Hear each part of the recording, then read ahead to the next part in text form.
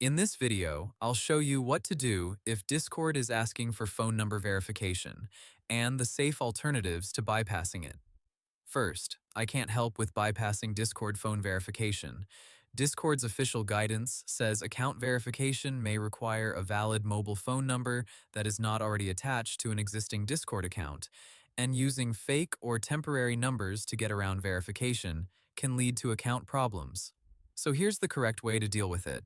When the verification screen appears, tap Start Verification and enter a real mobile number that you control. Discord says the number must be valid and cannot already be linked to another Discord account. After that, enter the code you receive and complete the process.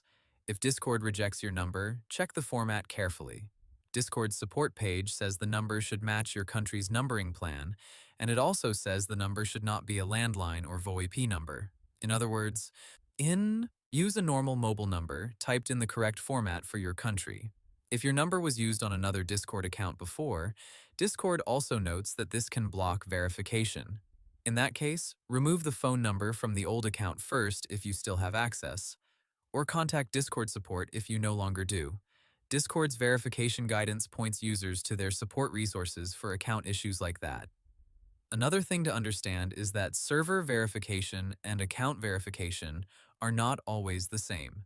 Discord's verification levels are set by server admins, and some admins or moderators with the right permissions can bypass server verification requirements. But that does not mean regular users can bypass Discord's account phone verification. So the safe answer is simple. Don't try to bypass Discord phone verification. Use a valid mobile number. Make sure it is not already tied to another Discord account. Avoid fake or temporary numbers and contact. OpenAI's policies say login credentials should not be shared between multiple users on one account, and business terms also prohibit reselling or leasing access.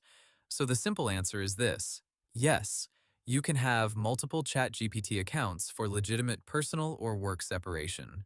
Just sign in to one account, add the second account with the account switcher, and switch between them as needed.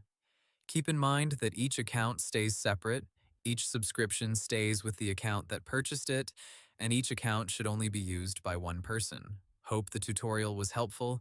Subscribe to my channel and see you in the next video.